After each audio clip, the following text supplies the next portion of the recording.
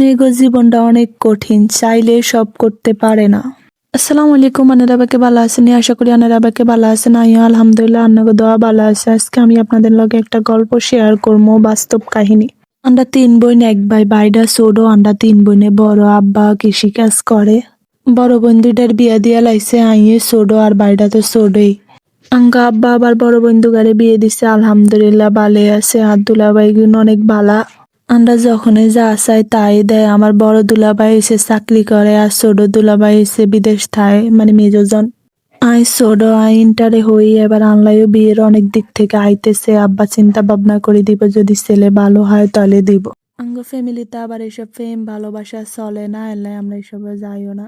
হঠাৎ করে একদিন বড়লোক একটা ছেলে চাইতে আইছে আমারে, তো আব্বা কয় চাইলে কি বিয়ে হয়ে যাইব নি। আমার আব্বার আবার ইচ্ছা ছিল আমরা মধ্যবিত্ত দিব, মধ্যবিত্ত অত বড়লোকও দিত না। আই আবার এত সুন্দর না, শ্যাম বর্ণের, বেশি লম্বাও না বেশি খাড়াও না। আব্বা হেতাগোলায় অনেক কিছু আয়োজন করছে। আম্মা আব্বা দুইজনেই কাজ কাম নিয়ে ব্যস্ত। আব্বা তো আমার আত্মীয় স্বজনরে কইতেছে যে আইতো।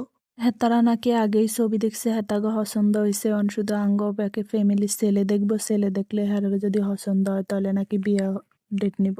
হেতারাও আইছে, হেতারা আইনের হরে হেতাগো খুবই পছন্দ হয়েছে। হেতারা কোনো কিছু চায় না, হেতারা শুধু মাইয়াগা নিব। হরে আরো হোলা দেখাইছে, আরো হোলা ভাল লাগছে, ব্যাগ দিকে ভাল লাগছে। অনেক তারা কইতেছে যে আজকে বিয়ে হয় বা সময় নিত না। আব্বা কইতেছে আর তো ছোট মাইয়া, একটু ডাইল ভাতের আয়োজন তো কইরা মানেরা তো হিডও করতে দেবেন। হেতারা কইতেছে না, 1 টাকাও খরচ করা লাগতো না, আনারা শুধু মাইয়াগা দেন, আমরা মাইয়াগে নিয়া। আমরা হইছি গ্রামের মাইয়া, আর হেতারা হইছে ঢাকার শহরে থাকে। হেতাগো গ্রামও বাড়ি আছে, আর ঢাকার শহর হেতাগো নিজেগো বাড়ি আছে। ব্যাকের অনুমতিতে সেদিনে আঙ্গ বিয়া হয়ে গেছে। হরে তারা সরবেত লই আইছে, ঢাকায় লই গেছে। তারা শহর আর থায় না, সেদিনে বিয়া হয়, সেদিনে চলি আইছে। ছেলের সরকারি চাকরি করে, তাই ছেলের অফিস খোলা, তাই তাড়াতাড়ি আইতে হইব। তাই হেরা সেদিন রাত্রে ব্যাকে মিলে চলে আইলো। তবে সেদিন আমি খুবই খুশি ছিলাম যে আমি একটা মধ্যবিত্ত মেয়ে হয়ে এত বড় লোক বাড়িতে বিয়ে হইছে। সবকিছু ভালোবাসা সবার পায়ে অনেক খুশি হয়ে গেছিলাম। কিন্তু কে জানতো বিপদ যে সামনে আগায় রয়েছে। ভাবছিলাম কপালটা অনেক ভালা, কিন্তু সময় যাওয়ার সাথে সাথে বুঝতে পারছি যে কপালটা এত ভালো না। আমার সংসারটা খুব ভালোই যাইতেছিল, সবার সাথে মিলেমিশে রান্না বান্না কাজ কাম নিয়ে, জামাইয়ের সময় দেওয়া, সকালবেলা নাস্তা তৈরি করে উনি খাইটাই অফিসে যাইব, তাই তাড়াতাড়ি করে সব নাস্তা টাস্তা তৈরি করে টেবিলে রাখতে হয় সকাল সকালে। ও আমি তো বলি নাই যে এরা ভাই বোন কয়জন, হেরা বোন 2জন, ভাই 2জন। ভাই ও এ বড়, আর আরেকটা আমার দেওর আছে একটা, বোন 2টার বিয়ে দিয়ে দিচ্ছে। বোন একজন এখানে থাকে, শ্বশুরবাড়িতে যায় না, আরেকজন শ্বশুরবাড়িতে থাকে, উনিও নাকি ঢাকা থাকে, অনেক বড় লোক। হ্যাঁ, তারা মাইয়া ঘরেও বিয়া দিচ্ছে বড় লোক জায়গা। যাক, আমার ননদ গুলো অনেক ভালো ছিল, প্রথম প্রথম আমার লগে অনেক ভালো ব্যবহার করতো। হঠাৎ আমার বিয়ে 6 মাস পরে জানতে পারি যে আমার হাজবেন্ড আগে একটা বিয়ে করছে। ওই বউ নাকি ভালো ছিল না, এই জন্য ডিভোর্স দিয়ে দিচ্ছে, অনেক ধরনের কথা। এই জন্যে তাড়াহুড়া করে আমাকে বিয়ে করায় আনছে। উনি আইসারে আই যাই হেতেনটে জিজ্ঞেস করছি, আপনি যে আগে একটা বিয়ে করছেন আমারে তো একটু বললেন না। পরে উনি আমায় বলল যে এটা কি এমন বলার কিছু, তোরে বলতে হইব এমন কোনো কথা আছে? আমি তো ওনার কথা শুনে পুরো অবাক হয়ে দাঁড়ায় রয়েছি। এই 6 মাসে ওনার একটু খারাপ ব্যবহার দেখি নাই, বাট আজকে এতটা খারাপ ব্যবহার উনি আমার লগে করলো যা আমি কখনোই ভাবিনি। পরে আমি দৌড়াই যাই, কান্না করে ছাদে যাই, কান্না করছি অনেকক্ষণ। ভাবছি বাবা মারে জানাই দিয়াম, কিন্তু পরে ভাবলাম আমগো ফ্যামিলির অবস্থা অত ভালো না, বন্ধুটাও বিয়ে দিয়ে দিচ্ছে, তারপর বাড়িটা ছোট, বাড়িটার অন্ত দিয়ে করবে, তাই ভাবলাম যে নিজের ভাগ্য যা আছে তা নিয়ে মেনে থাকতে হবে। হরে আমি হেতেনের দ্বারে যাই, কইলাম আইয়েন খানা খাইতেন, আইয়েন রাত্রে খাইবেন না? হরে কয় তুই তোর যাই তুই খা, আমার খাওয়ার ইচ্ছা নাই, আমি খাইতাম না, তুই খা। হরে আমি কইলাম যে দেখেন আমগো স্বামী স্ত্রীর মধ্যে একটু রাগারাগি হবে, তাই বলে কি আপনি খানা বদ্ধ করে দিবেন? খানা তো খাইবেন, আইয়েন খানাটা খাইলো না। আমি অনেক কিছু রান্না করছি, আমার পছন্দের জিনিস রান্না করছি। পরে হেতে না আরে কইতেছে যে তোর রাতে খাওয়ার আর কোনো ইচ্ছা নাই। পরে আমি বললাম যে এতদিন তো আমার রাতেই রান্না খাইতেছেন, তাহলে আজ কেন ইচ্ছা নাই? হরে হে আমার বলতেছে মুখে মুখে তর্ক করবে। এটা বললে উনি আমার গাল বাই একটা থাবড় মাইরা দিচ্ছে। ফলে আমি তো ওনার দিকে অবাক হয়ে তাকায় রইছি। এই 6 মাসে ওনার একটু খারাপ ব্যবহার দেখি নাই, বাট এই আজকে তার ব্যবহার দেখে আমি তো পুরো কান্না করতে করতে অবস্থা খারাপ হয়ে গেছে। পরে আমারে বলতেছে যে আমার সামনে ন্যাকামি করবি না, সইরা যা। আমি রুম থেকে বাইরে আমি আমার শাশুড়ির কাছে গেছি, শাশুড়ির কাছে যাই সব বলছি। পরে উনি আমায় বলতেছে দেখ, মেয়েরা সব মাইনা নিতে হবে, মেয়েদের সব ধৈর্য রাখতে হবে, মানতে হবে, এত অল্পতে ভাঙ্গিয়া পড়লে হবে না। ওই মেয়ে ভালো ছিল না, তাই ওর ডিভোর্স দিয়ে দিস। এভাবে আর 1 বছর চলে গেল। 1 বছর যাওয়ার পর আমি কনসেপ্ট করছি। আমার শাশুড়ি তো খুবই খুশি, ওনারা সবাই খুশি। কিন্তু কিল্লাই জানি আজ জামাই খুশি হইতে পারলো না, হে অত বেশি খুশি না, বলতেছে বাচ্চা ডাইভোশন কইরালা, বাচ্চা রাখার দরকার নেই। আমি এটা শুনে আরো বেশি কান্না করতেছি। আমি বলতেছি কেন এই কথা বলতেছেন, আমাদের বাচ্চা হলে তো অনেক সুন্দর, আমাদের সংসার হবে। কিন্তু উনি বলতেছে না, এত তোরে যেটা বলছি ওইটাই করবি, তোরে বলছি বাচ্চা অ্যাবর্শন করবি, তুই অ্যাবর্শন করবি। এই কথাটা আমার শাশুড়ির শুনে আইসা তার ছেলের গালে একটা সোয়াল লাগাই দিছে। উনি তো মানে অবাক হয়ে দাঁড়ায় রয়েছে, আরো রাইগা গেছে, বলতেছে এই মাইয়াল্লাই তুমি আমার গায়ে হাত তুলছো। আমি তো ভয়ে এক কোনায় দাঁড়ায় আছি, ওনার এরকম রাগ আমি কখনো দেখি নাই, আজকে প্রথম দেখলাম আরো বেশি রাগ দে। উনি ওনার মার লগে রাইগা বলতেছে এই মাইয়ারে 1 সপ্তাহের মধ্যে আই ডিভোর্স দিয়া। আর অবস্থা তো খারাপ হয়ে গেছে, আরেক কানে উঠে গেছে। এই অবস্থা দেখে আর হয়ে তাড়াতাড়ি করিয়ে ডাক্তারে ফোন দিছে, ডাক্তারে ফোন দিয়ে বলছে ডাক্তার তাড়াতাড়ি আসুন। পরে এরকম ভাবে 6 মাস কাটার পর আমি আর শাশুড়ির লগে কান্না করতে করতে কইলাম মা আর অবস্থা এত খারাপ, তাও উনি একবার দেখতে আইলো না, আমার ভাগ্যটা এত খারাপ কি লেগা মা। পরে আর শাশুড়ি বলতেছে কান্না করিস না মা, সব ঠিক হয়ে যাবে, একদিন না একদিন সব ভালো হবে, ধৈর্য ধর। এটা ভেবে আমিও আমার শাশুড়ির মতো ভাবলাম যে একদিন একদিন সব ঠিক হয়ে যাইব। এভাবে দেখতে দেখতে আরো 6 মাস কাইটা গেছে, ঠান্ডা পড়ে গেছে। তো আমার শাশুড়ি আমার লাগি একটা সোয়েটার আনছে আর আমার ননদের খুব পছন্দ হয়েছে। আর আমার ননদে কইতেছে এটা হে নেব।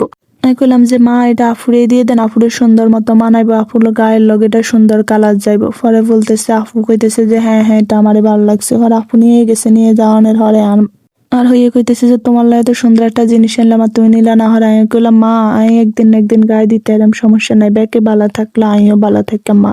এই 6 মাসে আমার জামাই আমার লগে ঠিক করে কথাও কয় নাই, ঠিক করে তাকায়ও নাই, চায়ও নাই। হঠাৎ করে একদিন রুমে যাইয়া দেখি যে উনি ওনার আগের বউর সাথে কথা কইতেছে। এটা দেখে আমি ওনারে যাই জিজ্ঞেস করলাম আপনি এখনো ওনার লগে কথা বলেন কেন, কি দরকারে কথা বলেন? উনি দাঁড়াইয়ে আমার গালটা একটা থাবড় দি করলো, তোরে এত কিছু আমি কৈফিয়ত দিতে পারবো না, তোরে 2 দিন হলে আমি ডিভোর্স দিমু, তুই এনো থাকতে ইত্তি না, তোরে এনতে বাইর করে দিমু, তোরে বাইর করে দিয়ে আয় আর আগের বড়ে আনলাম। তো আমি ওর রাগ উইটা করলাম যে যদি আপনি আপনার আগের বড়ে আনবেন তাহলে আরে বিয়ে করলেন কি লেগে? তোরে বিয়া করতে কে চাইছে, তোরে তো জোর করে বিয়া করাইছে, আর ফ্যামিলি আর মা আরে দিব্যি টিব্বি দি তোরে বিয়া করাইছে। আমি আর আগের বড়েই ভালোবাসি, তোরে কোনোদিন ভালোবাসতে তা না, কোনো কিছুই নাই, আমি অনহিরেই ভালোবাসি আর হির লগেই সারা জীবন সংসার কইরা। তুই যদি আনতে বাইরে না যাস তাহলে তোরে আর তোর বাচ্চা 2জন রে মাইরা লয়। হিয়ানো আর আই এক মুহূর্ত দাঁড়ে না, হিয়ান তাইয়ে কান্না করা শুরু করে দিছি। এতটা খারাপ কপাল নিয়ে কেন আইছিলাম, ভাবছিলাম কত ভালো কপাল, অন্ধেই কত খারাপ কপাল। পরে 7 দিন পরে সত্যি সত্যি হে আমার ডিভোর্স পেপার পাঠাই দিছে, কিন্তু বাচ্চার কারণে আর ডিভোর্সটা হয় নাই। প্রেগন্যান্সি অবস্থায় থাকলে নাকি ডিভোর্স হয় না, বাচ্চা হওয়ার পর নাকি ডিভোর্স হবে। আমি অনেক কান্না করে আর শাশুড়ি কইছি মা এতেন্ডে কন্যা ডিভোর্সটা যেন উঠাইলা, এরকম যেন না করে, আমার বাচ্চাটার ভবিষ্যৎ নষ্ট হয়ে যাইব। আরে আর হইয়া আর এত ধরে মাপ চাইতেছে, চাই অনেক কান্না করতেছে, রে মা তোর লাইফটা নষ্ট করে দিছি, আর মাপ করে দিছি, আমি জানতাম না যে আর হলে কোনো হিবুর লগে কথা কয়। মা এখন আই কি কইরাম? হরে কইলো যে তুই যতদিন আয় থাকবি এনে থাক, তারপরে তোর বাচ্চা হওয়ার পর আমি তোর সব দায়িত্ব নিয়ে। কইলাম মা যেন স্বামী নাই, যেন কোনো কিছু নাই, হিয়া নয় কিভাবে থাই? হলে আমার শাশুড়ি আর বেশি কথা কইতে হারে না, হে রূপে হে অনেক বকাঝকা দেয়, অনেক আর কিছু কইতে হারে না। 1 সপ্তাহ পরে আইয়া আর আব্বা আরে লই গেছে, অনেক আর হিয়া নিয়ে আসছিলাম, ভালোই কাটছিল। কয়েক মাস বেবি হওয়ার পর ডিভোর্স পেপারটা সাইন করে দিতে বলছে। পরে আর কি করার, সবাই মিলে অনেক ইয়ে করছে, সাইন করে দেওয়া হয়েছে। এই অবস্থায় সাইন করে দিচ্ছে। আর তো আর নিজের নিয়ে কোনো টেনশন নাই, আর তো আর বাচ্চাটার নিয়ে টেনশন। আমাদের ডিভোর্স দেওয়ার সাথে সাথে নাকি কয়েকদিন পরে হের আগের বউ নিয়ে হে অন্য বাসায় চলে গেছে, মা বাবার লগে কারো লগে কন্টাক্ট রাখে না। দেখতে দেখতে আর বাচ্চার 3 বছর হয়ে গেছে, বাচ্চা না কথা কইতে আরে বাবা ডাকে, ব্যাগ ডাকে, অনেক কান্না পায় যখন বাচ্চার দিকে তাকায়। আর বাচ্চাও আর মতো কপাল খারাপ, ভোর দুনিয়াতে আইয়া বাপের ভালোবাসা হয় না। মা বাবা অনেক জোর করতেছে বিয়ে দেওয়ার লাই, কিন্তু আমিও বিয়ে করতাম না। বাচ্চা নিয়ে সারা জীবন থাইকাম, তাই বিয়ে করতাম না। শুনলাম হে ঘর নাকি হে অনেক সুখে আছে, হে ঘর একটা বাচ্চা হই নাকি মারা গেছে। মারা যাওয়ার 1 মাস না 2 মাস পর নাকি হের বউ চলে গেছে অন্য ছেলের লগে। এখন হে আমার দ্বারে ফোন দেয়, কান্নাকাটি করে, আমার নাকি পাপের শাস্তি হে পাইতেছে, এখন আমারে ফিরে নিত, আমার বাচ্চার দিদিটা মেরে হের বাচ্চা এবং আরে দনজন্ডে নাকি নিয়ে যাবো। কিন্তু যে একবার মন থেকে উঠা যায় হেরে কি আর কখনো মনে বইয়া যায়? আমার বোন আমার ফ্যামিলি সবাই আমার দ্বারে ফোন দিয়ে কইতেছে যে যাওয়ার লাই, কিন্তু আমি আর যাইতে চাইতেছি না। যে মানুষটা আমার লগে পশুর মতো আচরণ করছে সেই মানুষটার কাছে আমি কিভাবে যাই?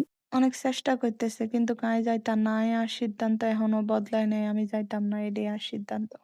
আসলে আপুর মতো কিছু কিছু মেয়ের কপাল এতটা খারাপ হয় যে বলার বাহিরে। আসলে আমরা যেরকম ভাবি জীবনটা এরকম হয় না।